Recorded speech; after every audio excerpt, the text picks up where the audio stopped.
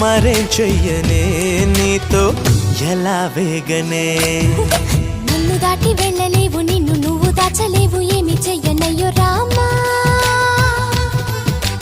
ఉన్న మాట చెప్ప నీవు ఊరుకుంటే ఒప్పుకోవు ఇంకెలాగే సత్యభామా అనుకున్నా తప్పు కదా మో మాట ముప్పు కదా